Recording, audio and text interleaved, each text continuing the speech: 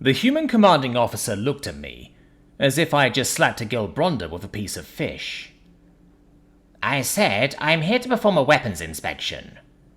Yeah, I heard you the first time. But what for? What weapons? This is a backwater mining colony. The only weapons we have are sidearms and personal gear. Maybe a defense platform, but... The human commander replied in confusion. Don't lie to me, human. Weapon signatures? My communicator beeped to me just as the sound of an explosion was heard. Just like the one I have been told about, have been emanating from your planet for months now. I demand entry to inspect your secret weapons program. The humans in the office gave each other a glare. Wait, what? Weapons tests? Yes, weapons tests. Our sensors detect regular use of explosives on this planet almost every solar cycle. That does not occur when you aren't testing new weaponry. Now stop stalling, humans. Show me your new weapons, I demanded. Again, they looked at each other and glared at me in response. There are no weapons tests taking place. Those explosions are mining ops. Impossible. Nobody uses explosives for... Okay, whoa, hold it. Okay, I'ma call bullcrap here. You mean to tell me your species has no concept of using explosives for mining? One of the humans said loudly. Of course not. We have drills that do that, I replied in kind, glaring at him. No, bullcrap, bull. There's no way in hell we are the only ones in the galaxy who understand the concept of blowing rocks up to make digging easier. No way in hell. No, I'm done. I'm out.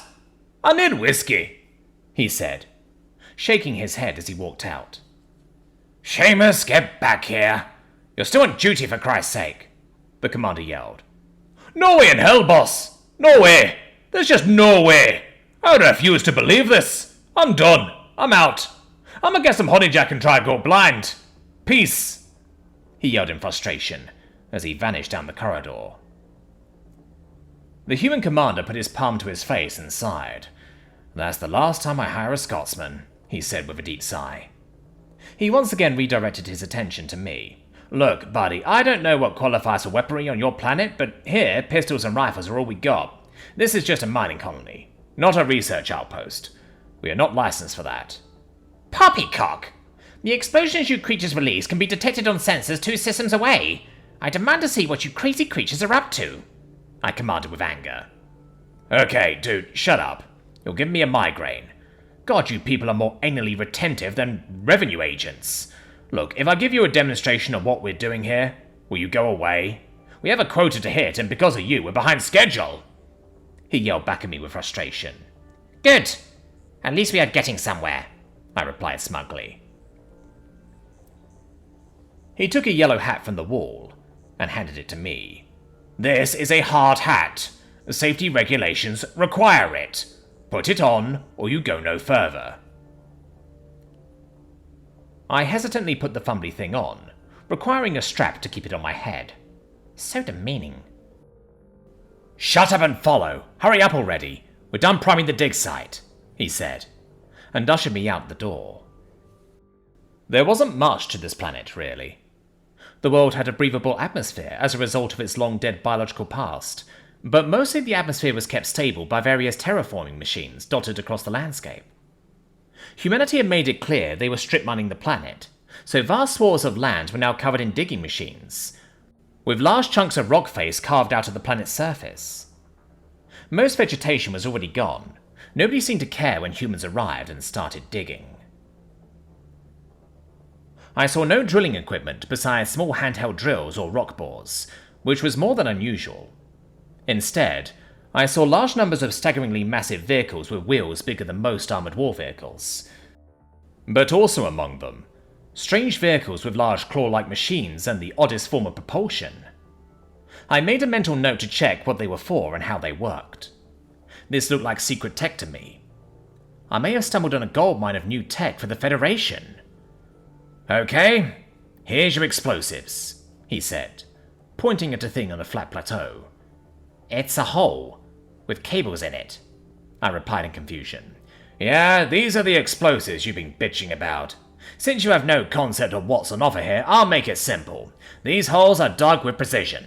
Cores of high explosives are put in the holes. We go away, blow up the explosives. The explosives turn this solid rock into little bits of dirt, clumps of boulders and dust. The particulates are gathered up by those machines, then sent to a refinery for processing. Simple as that. Cheap, effective, and if done right, safe, he said, speaking to me with a mixture of frustration and annoyance. Preposterous! There isn't enough explosive force to dislodge this plateau, I barked angrily. Okay, so Whiny Baby isn't happy. Let's provide him with a demonstration. Clear the field! Fire up the det cord! He yelled out, then repeated the message into his radio. We were hastily ushered away behind a heavy glass barrier of some kind. I wasn't going to question it. If the humans were hiding behind a thing, that's reason enough to join them.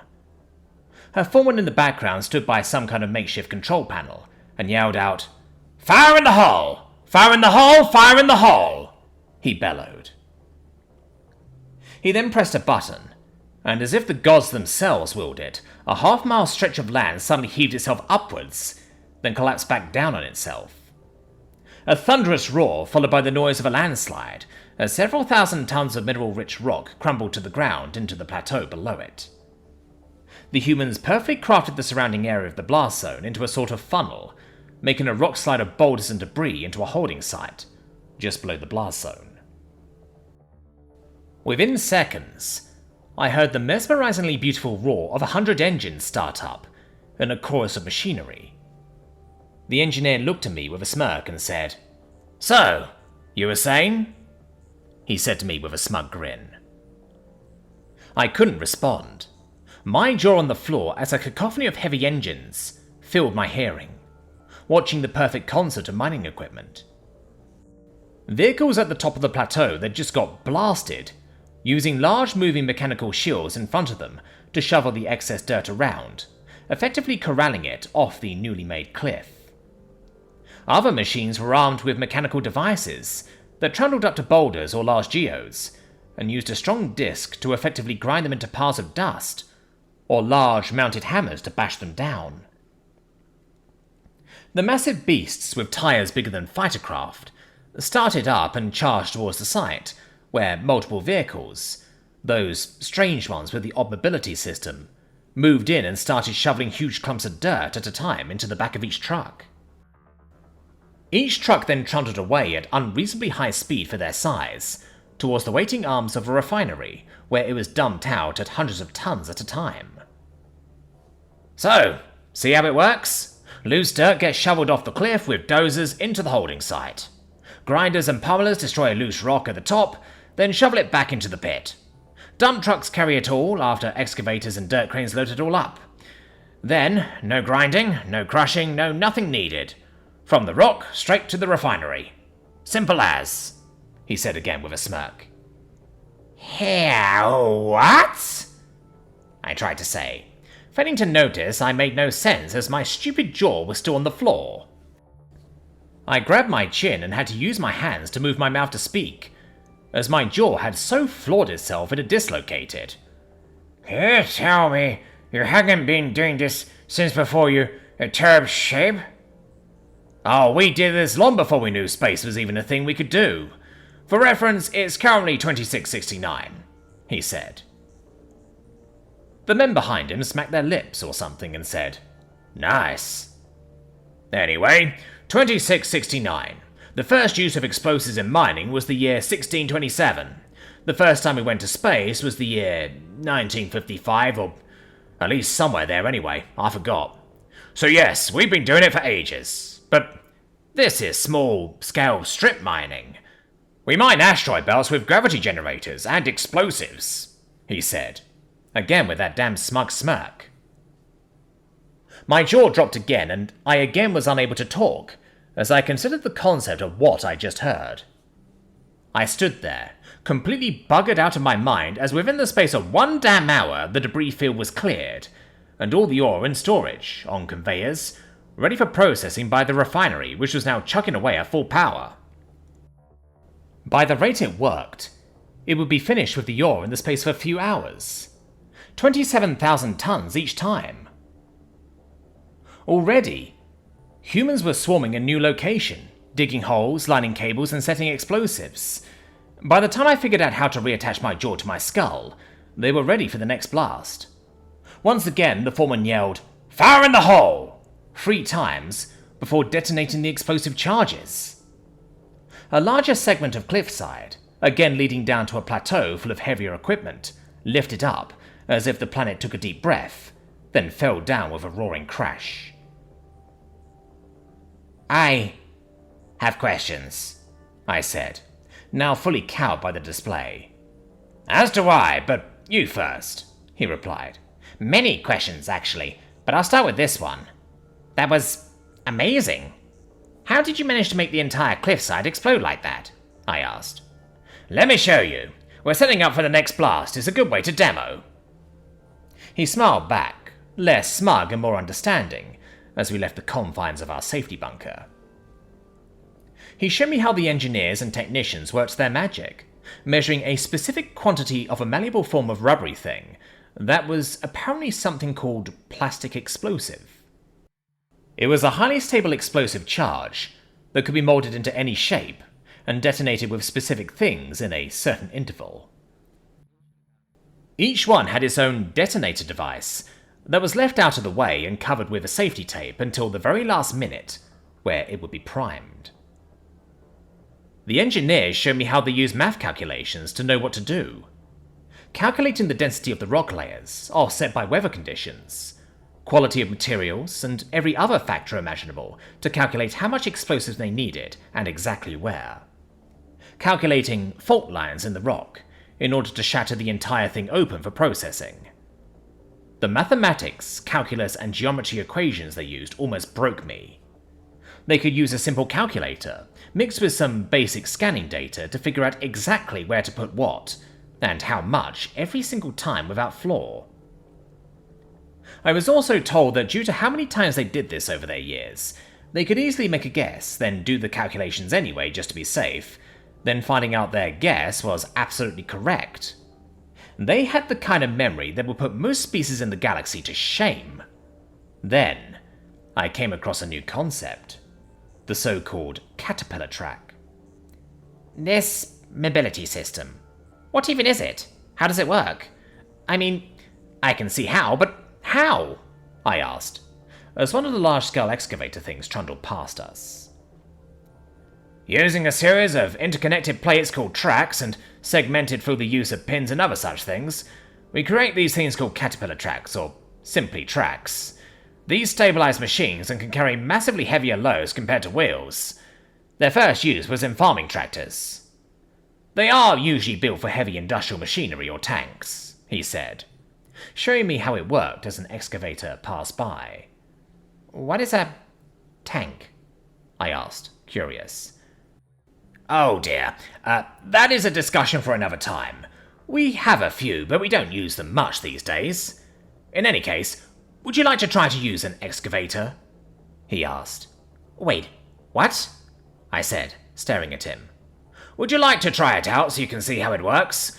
We have a small one available for small-scale use, digging ponds and canals, etc. Want to try it? He said, directing me to a cute little one that was off to the side. I enthusiastically agreed, of course, and was shown to the cockpit of the machine. I was shown how to use the controls by an operator, and they were absurdly simple, if a little unwieldy for my alien hands. I got in and felt the ridiculous power of these machines, and was even more astonished by the fact these things were powered by hydraulics. Ingenious. I played with it like an excited schoolchild for a few hours, using the small one to carve out a little hole in the ground. So, tell me, is this specialized equipment? I asked, hopping out of the cockpit. What? Well, yeah. You need training and permits to use them safely, but beyond the necessary qualifications, they're pretty much on the open market. In fact, I have one to spare that we haven't used since we've gotten here.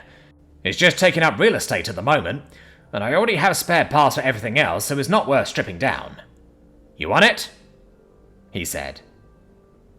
My eyes glowed brightly at the suggestion, as I let out a noise of excitement that sounded like a large number of rats discovering the gates to a palace made of cheese. The Scotsman from earlier wandered onto the job site with a half-empty bottle of liquid and slur speech. Sure, Captain. How'd the alien take the boomers? He hiccuped. Well, he dislocated his jaw, but he seemed to like the tank tracks. So, we're giving him the spare unit we have in Hangar 4, the foreman replied. Again, what exactly is a tank? I asked again. Fucking hell! Aliens don't know what tanks are! Hell no! The drunk guy said, and downed the rest of the bottle in a hurry before collapsing on the floor. What's his problem? I asked. Let's not ask and pretend we don't care. Come, let's go show you your new machine. You must be excited, he said.